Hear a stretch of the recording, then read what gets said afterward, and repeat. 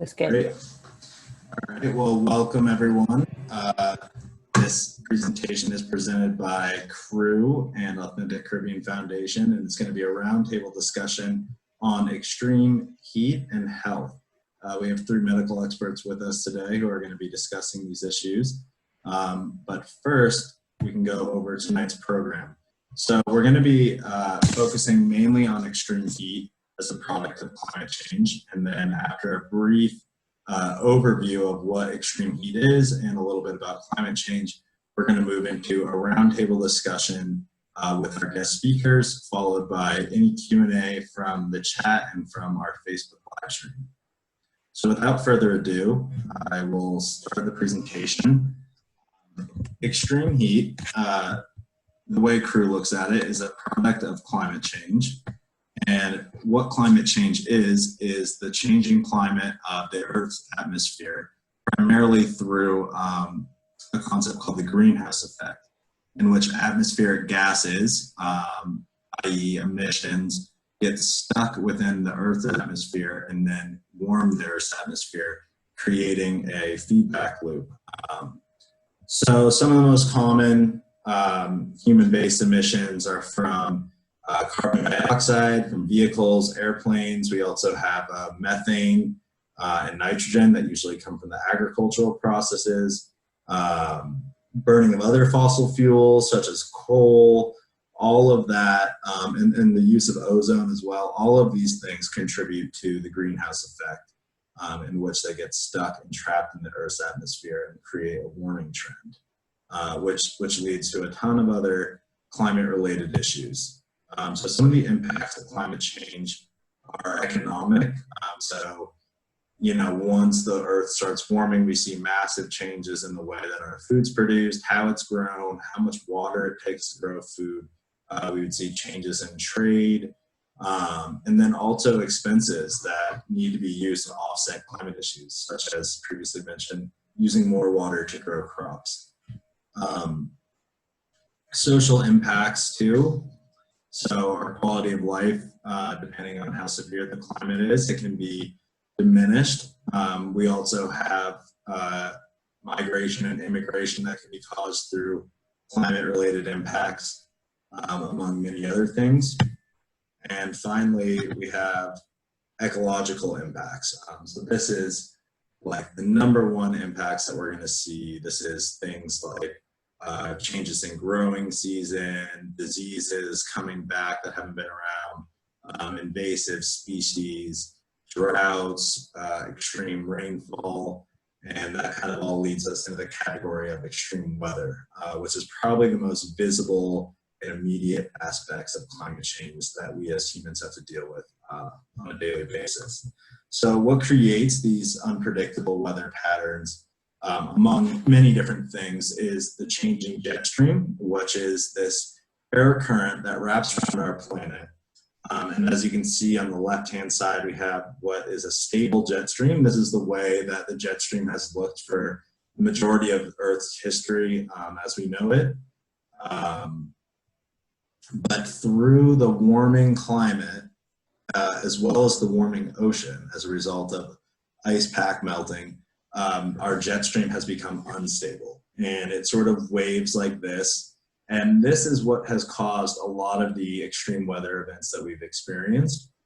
So because of this, this is when you have, you can see that cold air dip right there. If you remember those random cold snaps we had last winter, where, you know, you would have a very mild day and then the next day it was -10 degrees.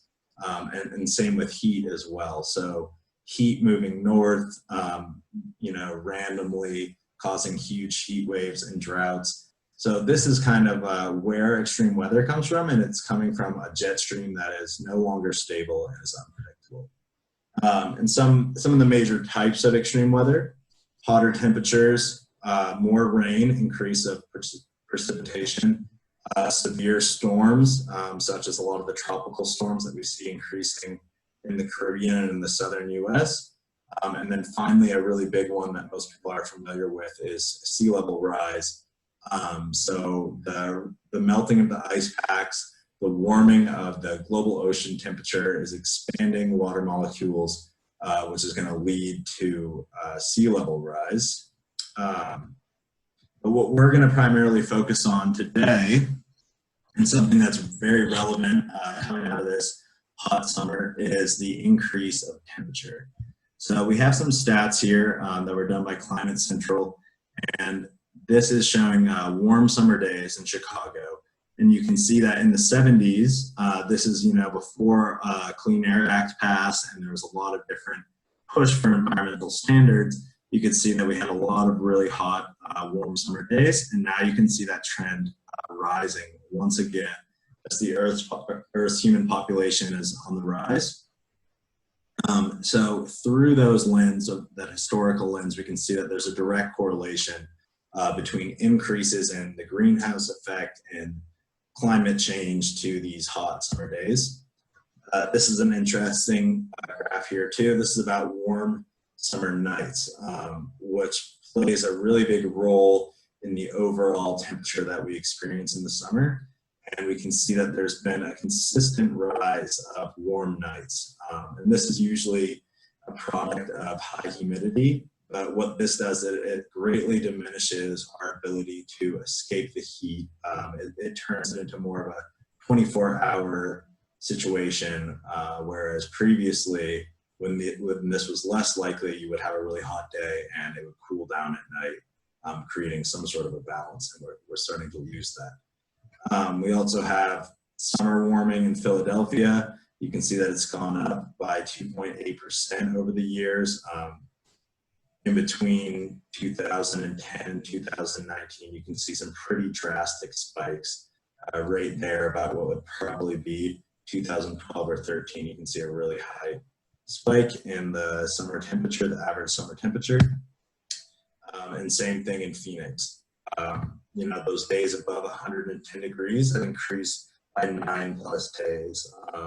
So over a week, these aren't consecutive days above 110, but this trend could eventually lead to having consecutive days like that. So what does all that mean for New England when we're looking at all these different states that seem kind of far away from us? New England is definitely known for its mild summer climate. We're a part of the country that experiences all 4 seasons. We're very used to having a hot and humid summer, but then things cool down relatively quickly. And not to say that these trends aren't going to continue to happen, but there's been some significant changes, and this is why looking at other regions in the U.S. can be important. As our climate warms, just like looking at that jet stream, hot air is going to continue to move north. So this stat right here is showing you that Massachusetts, the state of Massachusetts, is probably going to resemble some of the states in the South as we start to go through the year. So by 2040, you're looking at temperatures around North Carolina, which is significantly different than what we experience now. A lot of our infrastructure is then designed to handle that kind of heat.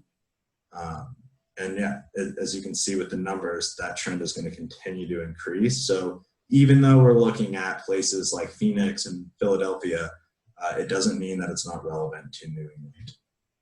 So some more Boston, Massachusetts specific stats right here. You can see that the days are increasing rapidly. So right now we had 11 days above 90 degrees, and expected for 2030, we're looking at 20 to 40 days above 90 degrees. That's, over a month of extreme heat, which is pretty concerning. And up here it says, that it's going to resemble Birmingham, Alabama. So similar to that last slide, we're going to see our climate start to resemble more of what you would see down south, which might sound nice to some people, but unfortunately a lot of our ecosystem services, such as the forests that we have here and the plants that we have here, are not accustomed to this. So unfortunately, it probably won't become a tropical paradise like we might hope. So these stats are specific to New England, and these are, the days above, I believe, above 90 degrees. So you can see here through the 2000s, this is what we've generally experienced, a little bit over a week, spread out through a summer. You can see 2015 to 2044. Now, these are obviously all estimates, but based on this last summer, we can see how accurate this is, where we had, you know, multiple weeks where it was above 90 degrees. And moving into 2055 and beyond, we can just see this rapid increase where we're starting to look at multiple months above 90 degrees and even days dipping into high of 100 and above 100 degrees. So some things that come with that extreme heat are heat waves, which is unusually hot weather. It lasts typically 2 or more days, and that's what would be considered a heat wave. It's outside of the historical norm. So like we saw on that last slide, a heat wave would be that day that reaches above 100, or those couple days that reach like that. And it can be pretty dangerous, and they can also come out of nowhere. One thing that exacerbates heat waves is the urban heat island effect. So what that is, you get that in urbanized areas where the heat from the sun and from the atmosphere can't really be absorbed by organic material, or there's also a lack of shade. So heavily urbanized areas are going to experience higher temperatures. Certain building materials can even magnify heat and increase it. So some things like asphalt, which is black, that absorbs a lot of heat. You also have reflective surfaces like metal that can increase heat potential, you know, on whatever they're reflecting on. So when you have like a daytime temperature, it's usually about 1 to 7 degrees higher in an urban heat island. So a good frame of reference, if we're thinking about Massachusetts and the greater Boston area, you know, you could have Cambridge having a 90-degree day, but in an area that's heavily urbanized like Dorchester or Brockton or Mattapan, that's going to be 97 degrees, which is a significant increase. And then going back to what we talked about with nighttime temperatures, we can see that even those are increased as well. So yeah, heat island effects are going to exacerbate the impacts of heat waves. They're going to make them more intense. We can see some maps here. This is of the greater Boston area. Unfortunately, the data down here is probably a little bit dated. Once you get Milton Center has gone up a little bit more. But you can see in the heavily urbanized areas like South Boston, up in the Chelsea area and East Boston, you can see high concentrations. I know for a fact that once you go more south to Brockton experiences very high heat island effect. So yeah, there's no shade, there's limited green space, and even just having tree cover, even having that canopy in the shade it provides makes a drastic difference. So who is most impacted by all of this? And this is what we know now. We know that elderly people, infants, young children, people with pre-existing conditions, all of these people seem to be more impacted by extreme heat. And we have some experts here to talk a little bit about that and to explore, you know, why these populations are disproportionately impacted, and what does that mean for our communities? What does that mean for us as individuals? So I'd like to welcome Caren Solomon and Phillip Landrigan and Jim Recht. If you all could just, I'll stop sharing my screen, and if you all could introduce yourselves, that would be great, and we can talk a little bit about extreme heat. Terrific. So I'll go first. Caren Solomon. I'm a primary care doc part-time at the Brigham, and I'm an editor at the New England Journal of Medicine and have been very involved in a number of activities related to climate and health. Thank you. So I'm Phil Landrigan. I'm a pediatrician and a public health doctor. I'm now running a program in public health at Boston College. Before that, I was at the CDC, the Centers for Disease Control in Atlanta, for a number of years, where I was a public health physician. And then I spent some years in New York City at Mount Sinai Medical Center running the public health programs there. One of my responsibilities was directing a program that took care of 20,000 of the first responders from 9/11, the police, the firefighters, the paramedics, the volunteers. And I've been involved a lot in the last few years in work related to climate change and pollution. Thank you, Phil. I'm Jim Recht. I'm a psychiatrist and an assistant professor of psychiatry at Harvard Medical School. I have an adjunct appointment at Tufts University School of Medicine as well. And I work primarily with patients with severe mental illness in the Cambridge and Boston area, and have been organizing for a number of years to increase public awareness and understanding of the harms caused by our use of fossil fuel and by fossil fuel generated climate change in general. Great. Thank you all for sharing. So without further ado, we can get into some of these questions. My first one being, when we briefly looked at that list of like who is most impacted by extreme heat, my question is like, why are these certain demographics more impacted? Why is it that extreme heat seems to prey on elderly people and infants alike? You know, why are people with pre-existing conditions exposed to more risk? And I'll open this up to anyone as to why these populations seem to be more vulnerable. I'm happy to start, and then Phil, you might want to talk about the children aspect in particular, but certainly we know that people who have heart disease or who have underlying respiratory disease, so asthma or chronic obstructive lung disease, those people can be at particular risk of complications of heat, and as bodies get heated up and are trying to respond, we breathe more quickly, our pulse rates go up. And so people who already have some of those underlying illnesses are very poorly equipped to respond well and can be likely to get sicker. People who are on certain medications that make us lose body fluids like diuretics or that affect the way we regulate our body temperature. So even medicines like Benadryl or antihistamines or certain psychiatric drugs, which Jim could talk about, again, can affect our ability to be able to cope with extreme heat. And finally, I would say, touching on the vulnerable populations, again, people who have fewer means, are living very tightly cramped without the ability to get to an air conditioner, are also at much higher risk.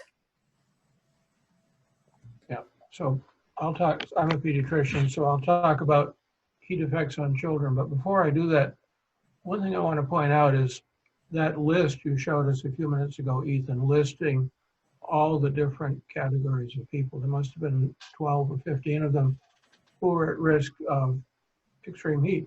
You realize when you add up all those categories, it's an awful lot of people. It's not just a small fraction of the population. It's a very significant chunk of the population who's at risk either because of their age, their diseases, what they do for a living, etc., and a long list.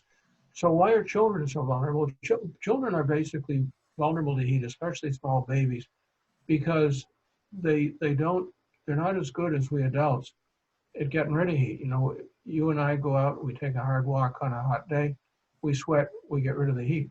Little babies just don't do that as effectively, and they can easily get overheated. And of course, little babies can't put into words what's wrong with them. They might cry, they might fuss, but they don't say I'm too hot. And if a parent isn't attuned, if they're not thinking about the possibility that the baby might get overheated, the baby can get seriously hot, like have the equivalent of a high fever, which can cause a lot of injury to the baby's organs. So you have to watch small children during hot weather. The good news is that because they're little, it's relatively easy to cool children down. And the way pediatricians have been telling mothers to do this for centuries is you put the child in a tub with warm water, not ice water. That's just a horrible shock to the baby's system, but just warm water, because that's still cooler than the baby.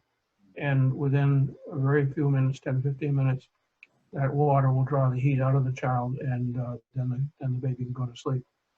You got to watch little kids during these horrible hot days. Definitely. You guys both brought up some really interesting things. I'm wondering, like, what are the actual illnesses that this has caused. Like Caren, you talked a little about how it's like increasing the heart rate. I'm just wondering, I'm somewhat familiar with things like heat stroke and heat cramps, but I'm wondering like what that stuff looks like and how it actually plays out in the human body. Sure.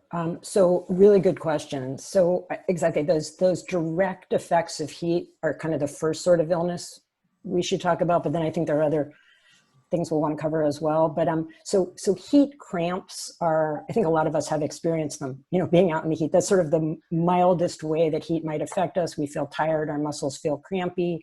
And if you get yourself in a cool place and you hydrate, you know, you should be fine. Where it gets dicier is when it kind of progresses beyond that. So people talk about heat exhaustion and then heat stroke.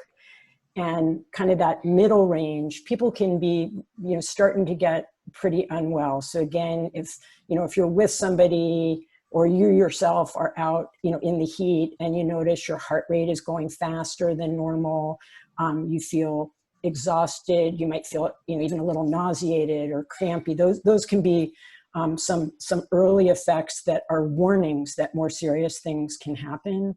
And heat stroke, which you referred to, that's when your body temperature just becomes uncontrollably high. So people will say, you know, over 103 degrees. And what you often see are changes in the nervous system, so that people can be confused, very lethargic. And sometimes they won't actually, they stop sweating. So Phil, you mentioned, you know, babies can't sweat. Most of us can sweat, but if you kind of cross the line, and particularly happens to elderly people as well, for some reason, you know, you're not sweating appropriately, you can't get rid of the heat, but, you know, you might be with somebody and not recognize they're having a serious problem because they're not super sweaty and you can't even tell that they're necessarily that warm. But if you actually did a core temperature, you know, it would be extraordinarily high. So certainly those are the situations we want to avoid. Those are emergency situations that can lead to death from heat.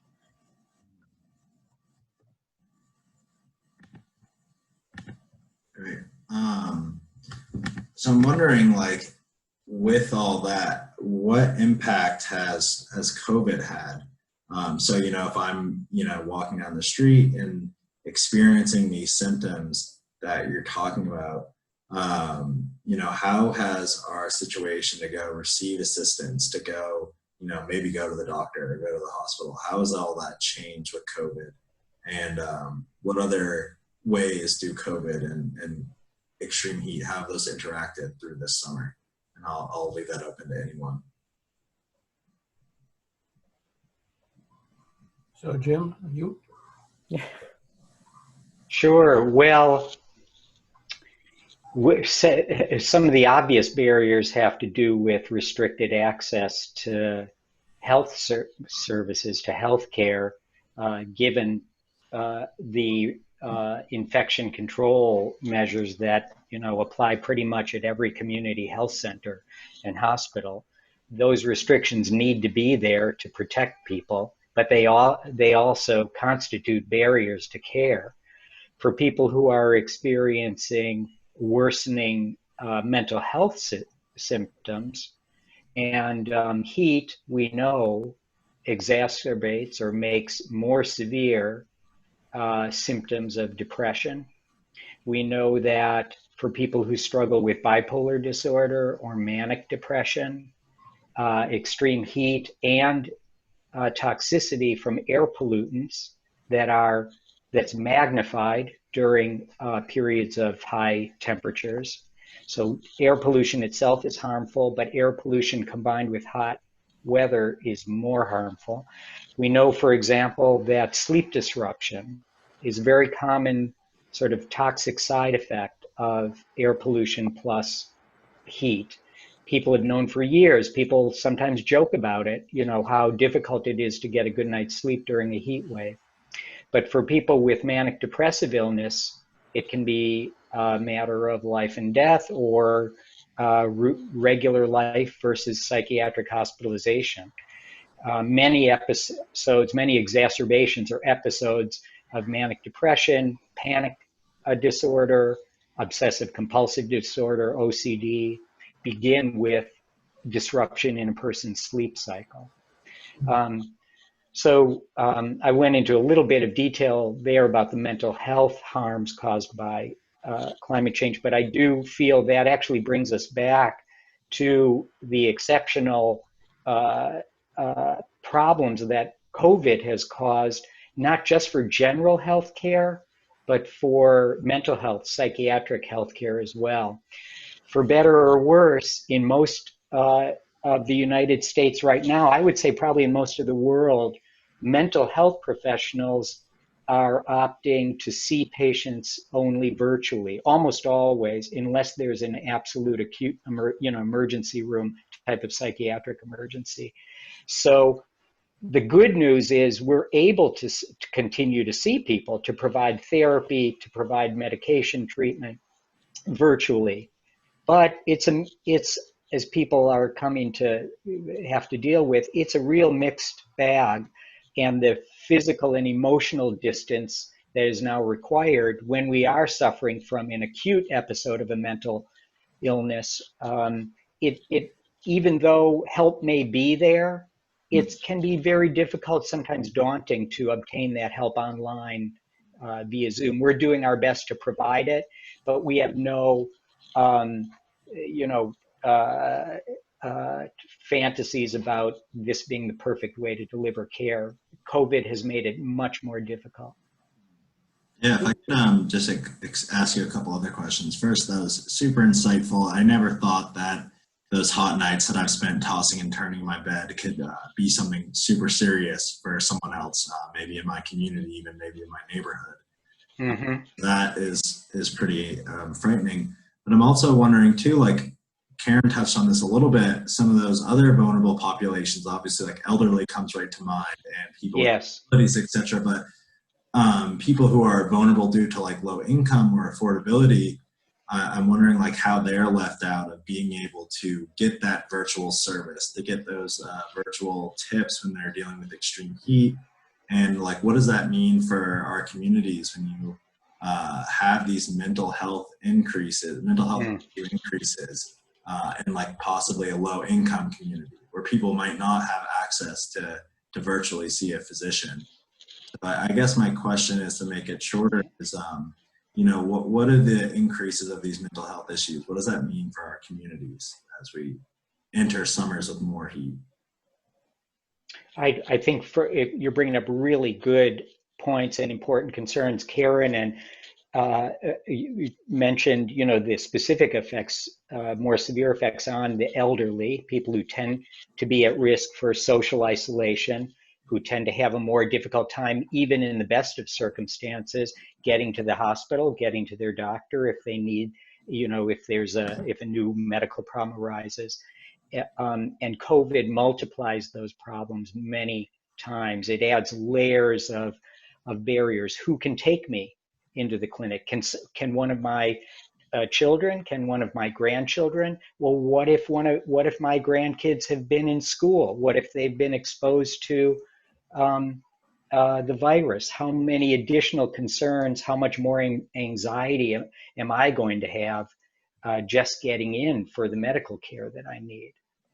And another important sort of access in terms of dealing with our initial question of extreme heat is that, so we certainly know that, again, people who have access to cooling don't run into these terrible health problems. And a lot of people either can't afford an air conditioner, or they have an air conditioner but they can't pay their electricity bill, or they are rolling blackout. There are many reasons where people won't have access necessarily at home.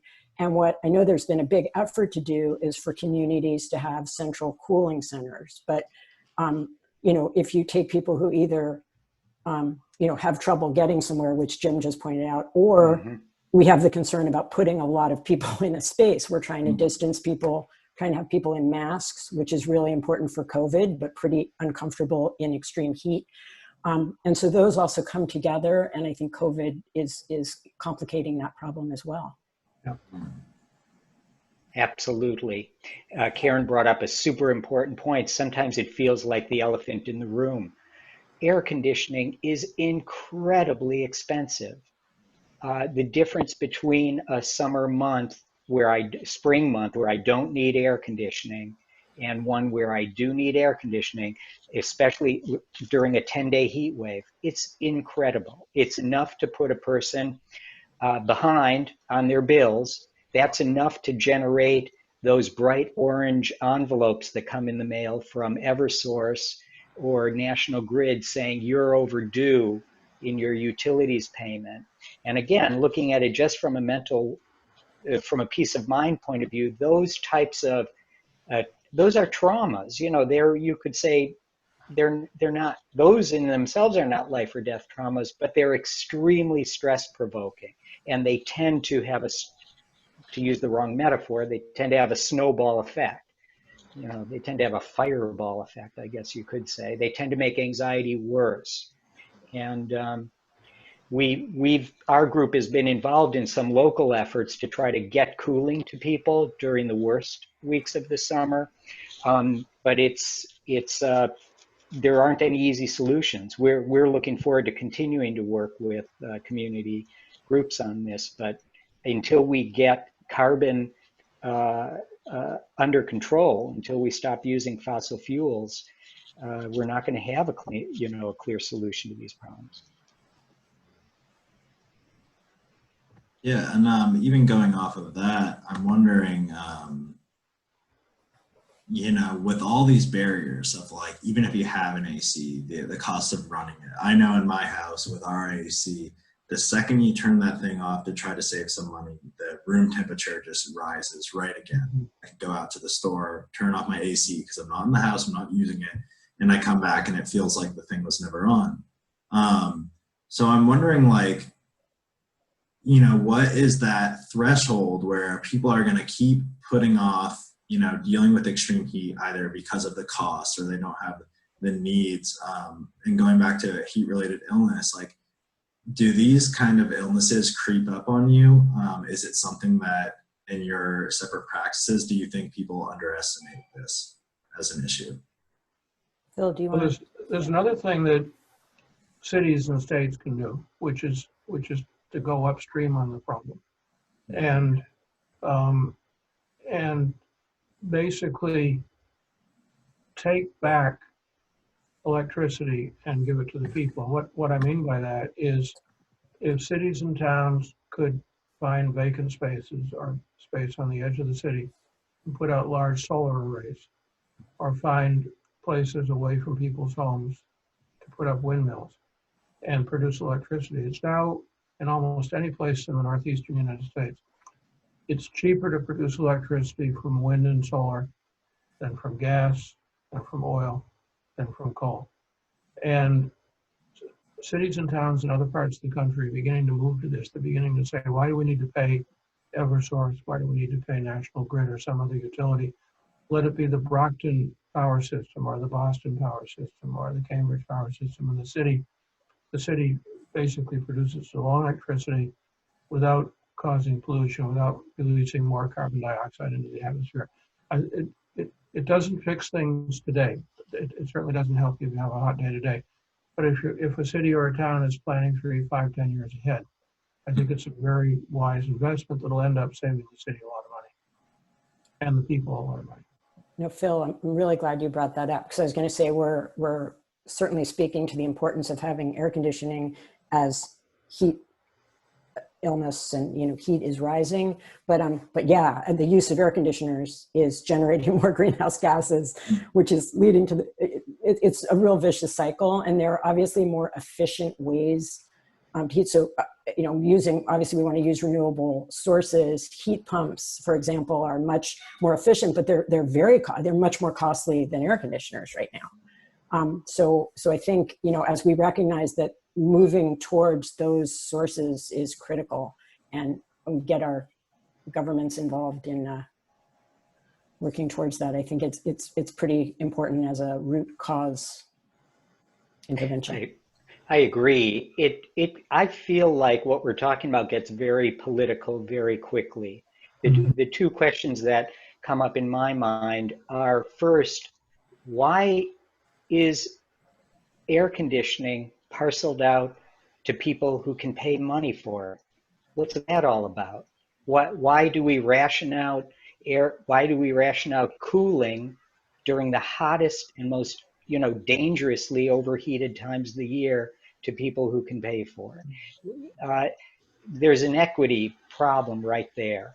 The second is, yes, it's complicated, like Caren and Phil are emphasizing. Until we get off a carbon-based grid, we're not solving any long-term problems using air conditioning. In fact, ironically, we're making the problem worse. But that leads to the second question. Why don't we get to choose where our electricity comes from? I believe that Boston is at least, I think there's a bill having to do with, I'm blocking on the term, but it's a type of aggregation where cities, I think in Massachusetts, cities, I know the city of Cambridge has done this, can choose to force the utilities to devote a certain amount of, it's called something like something choice aggregation, where the township, the people in the city can choose and require the utility to provide a renewable-based electricity. And I think there is political action along those same lines in the Boston area. I'm sorry, I don't know more of the details. Oh, you're fine.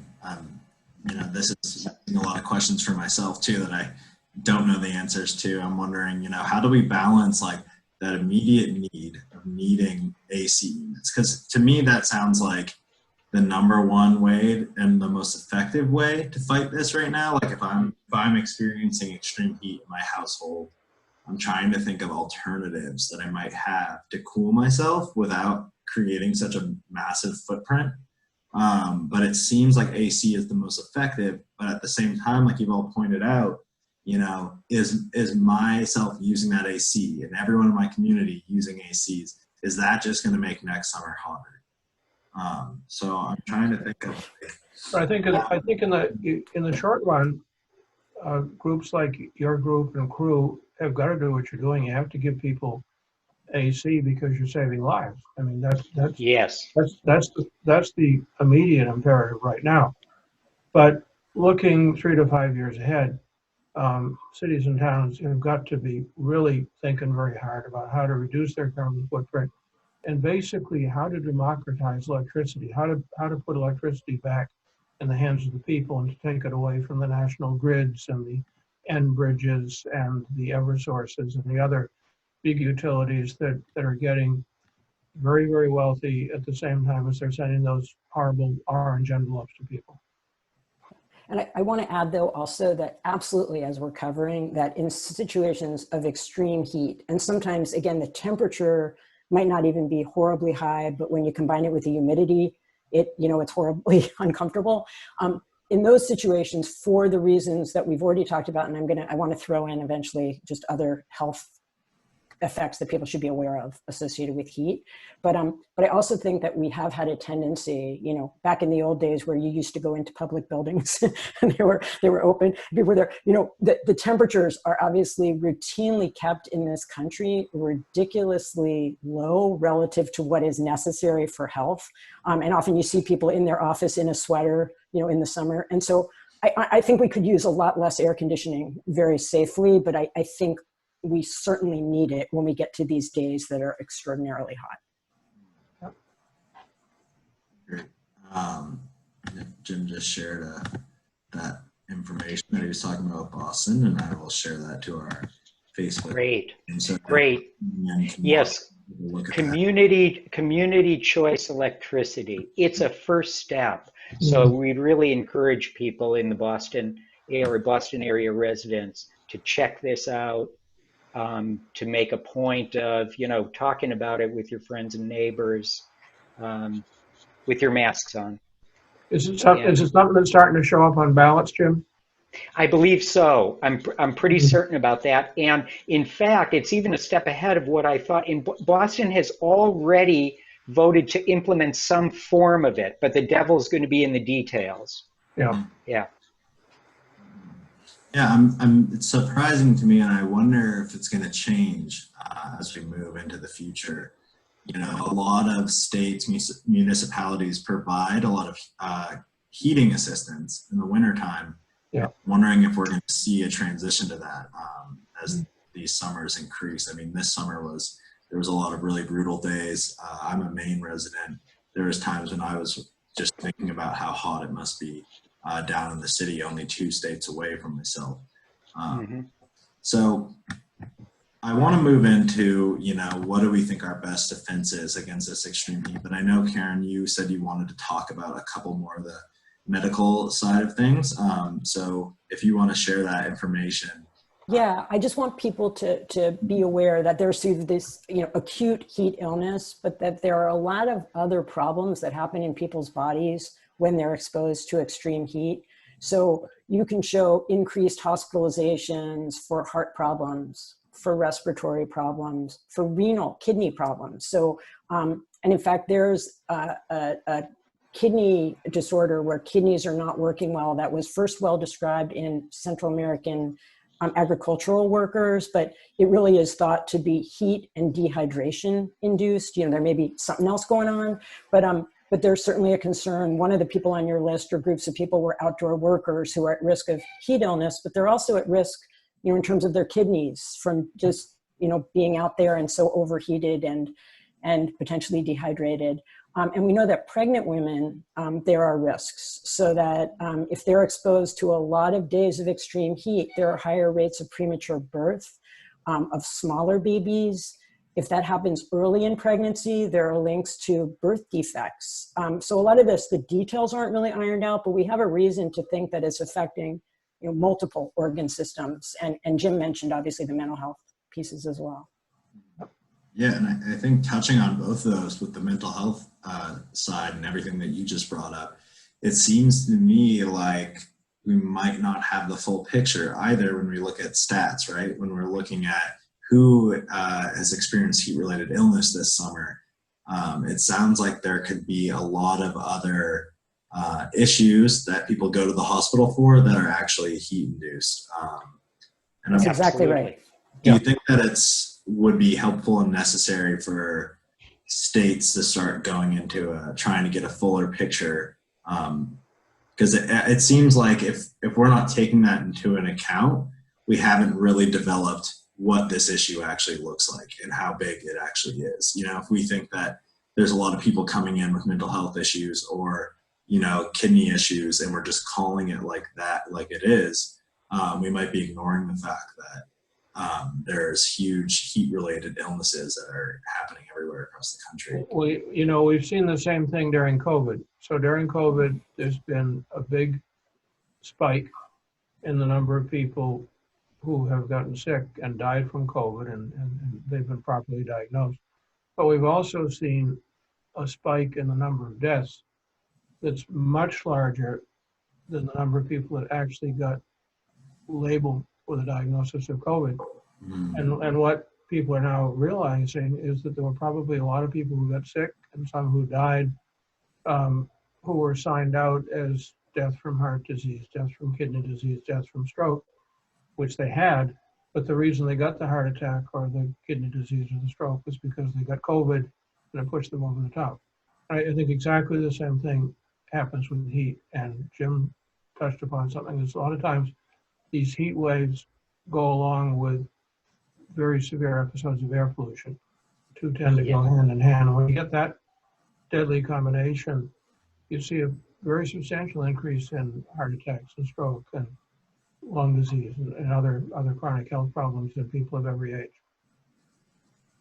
Phil, is there a relationship between ozone levels from very hot weather and kids presenting with asthma exacerbations? Oh yeah. Because the mental health connection there is very clear, very daunting. Yeah, no, we know from some really good studies that have been done that air pollution in all its forms, fine particulate, ozone, and so on, it does two things in regard to asthma. First of all, it increases the number of children in a population who have asthma.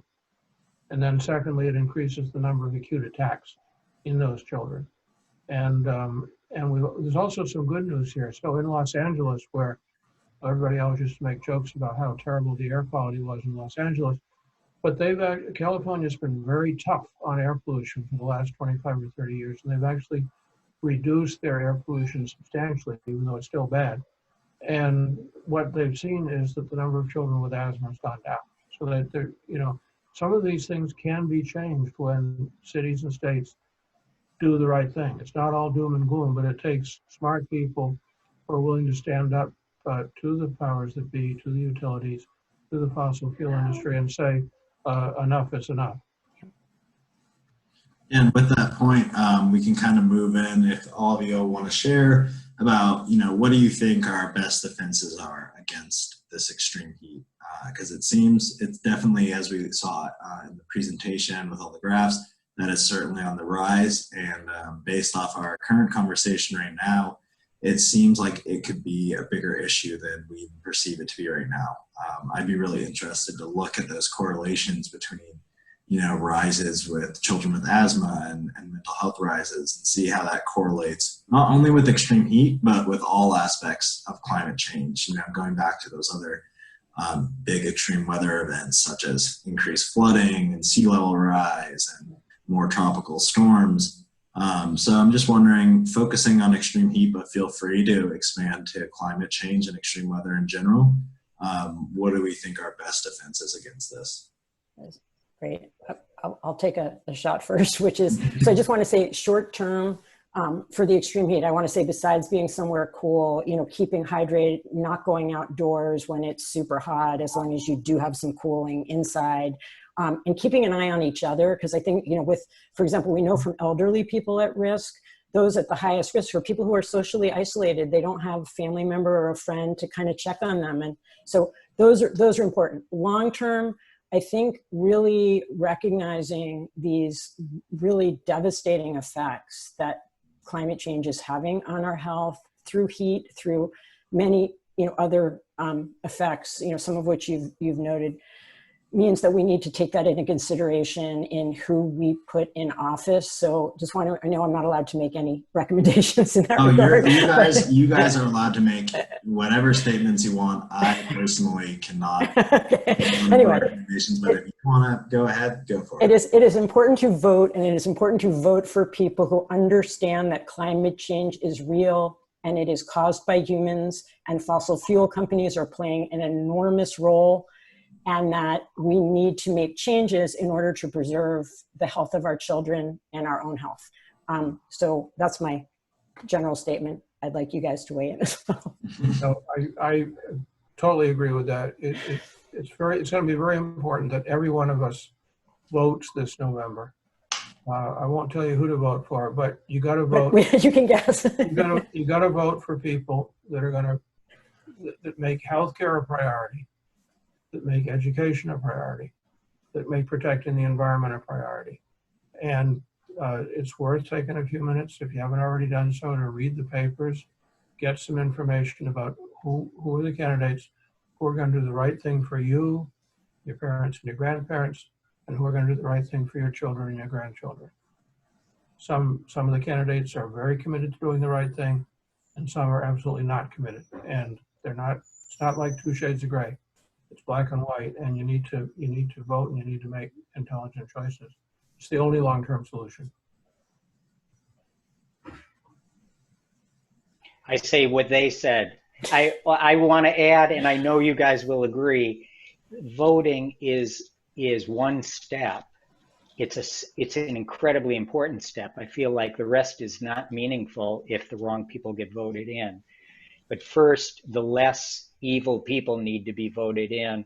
And then the more people who take a little bit of time, if there's any way for people to take 15 minutes a week to volunteer to find out who in my neighborhood is working on air pollution, who in my neighborhood is working on clean energy, who's working on clean water in my neighborhood. We know, Karen and Phil and I have learned just, you know, in the past year or so about some of the really important work that's being done by local groups. There are groups in, there is the Better Future Project in, you know, the Cambridge area. In Dorchester, there's Codman Square Neighborhood Development Corporation. There's Alternatives for Community and Environment, ace-ej.org in Roxbury. We're talking about people from many different points of view who get that we have a right to a healthy, clean living situations, to access to health care and frickin' clean water. And we have to fight to get that stuff, to make sure everybody has it.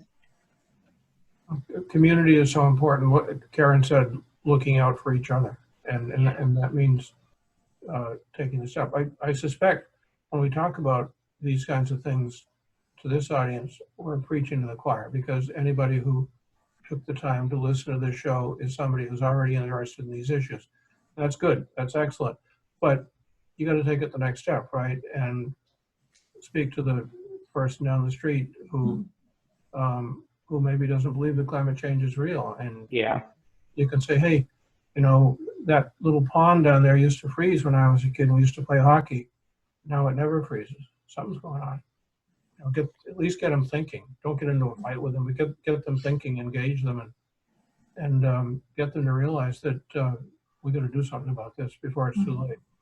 That reminds me of one other thing, Phil. A couple of years back, another really, good activist group, Mothers Out Front, mothersoutfront.org, little shout out, had a campaign in which they encouraged moms to talk to their doctors at their next doctor's appointment and ask their doctors, where do you stand on climate health, on climate change and climate justice? And what are you doing to educate me and all your other patients about our rights to clean air, clean water, clean electricity?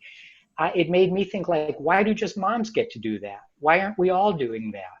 I feel like we as health professionals need to be challenged by our patients as well. We have a responsibility to be able to tell people what we're doing, what we're actively doing to foster healthy change. I completely agree with all that stuff. Yeah, I think if I could just touch on some of those things that you all brought up, obviously political engagement and, being an active member in our society, in our state, etc. Super important. But I think also a really notable thing that you all brought up is that community engagement and how important it is to just go down the street and get familiar with your neighbors and figure out who are those people who are at the most risk, like who is that elderly couple that's a couple houses down? Do you have a solid connection with them? And, even if something like climate change is a hot button issue for them, maybe focus just on the relevant extreme heat that they're dealing with. And first and foremost, just making sure that our communities are strong and connected, and that when you have that hot day, you have that person's number and you can contact them and you can send them a text or an email and say, like, how are you holding up? That's personally the position that CREW is pushing for, is trying to make sure that communities are engaged with one another. Through a lot of the heat waves that we've seen through history, we had a really big one here in the States, in Chicago. And there were some pretty interesting results that came out of it, that, low income and high income neighborhoods alike were impacted pretty much in the same ways, despite the fact that some people had AC in their homes. A huge thing that made a difference was what is the community cohesion in each of those areas, and even if you live in a nicer spot, obviously you have the privilege of having AC and whatnot, but if you're not well connected with your neighbors, something really serious and fatal could happen down the road. And whereas, that other community that might have less cooling technology, but it has a really robust communication system, they might be able to persevere. And we actually did see a lot of that come out of that Chicago heat wave. And, I don't know enough about the ones that happened in Europe in the early 2000s, but I wouldn't be surprised if there are similar results. Yeah, that one in Europe, most of the deaths were old people living alone in apartments with no air conditioning. It was during the summer, and a lot of the younger people escaped to the countryside, went to the beach, leaving Granny in the apartment by herself. And the temperatures went up into the 90s and over 100 in a part of the world where they've never in the past experienced that kind of temperature. And several thousand deaths occurred. It was terrible. It was truly terrible. And in terms of community, one thing that actually, I guess, one of the very small positive things that have been seen during COVID is actually the rise of all these mutual aid community groups, because it's really been wonderful. I think, anybody who, isn't involved in one or doesn't know about one in your community, I would encourage people to look, because it's really nice sort of recognizing who has resources they can share and who needs and can just go to neighbors and, work together in that manner. And so I think that all fits into what we're talking about. Certainly. Well, we only have 2 minutes remaining, so unfortunately we're going to have to wrap it up here. But something that I've taken away, I think, that everyone sort of touched on what we were just talking about, is I'm sure a lot of people tuning in here with us on Facebook, you're probably already aware of climate change. You find yourself on CREW's Facebook page. You're probably pretty informed about all this. But, and a lot of these people tuning in probably already do vote and probably already are engaged in their local municipalities, etc. But a really big thing that I think all of us can do a better job at is, fostering that community connection that you have. I know it's something that certainly I need to improve on. I find myself engaged in a lot of different spheres, but I still don't know all my neighbors. So I think that is probably one of the things that, anyone, regardless of who you are, you can go out and do that tomorrow. Obviously, wear a mask and respect others' rights to social distancing and space, etc. We might have to be creative in how we push forward and connecting with our neighbors and community members. But I think that is a really big takeaway. That's something that's easy and too often overlooked. But I just want to thank you all so much for being on the call. Really appreciated hearing all your different perspectives and inputs on all this. And looking forward to working together again in the future. Thank you all. It was really great. Thank you. Thanks a lot. Okay, good night, Thanks everyone. so much. Good night, Have a good everyone. night, everyone. Bye-bye.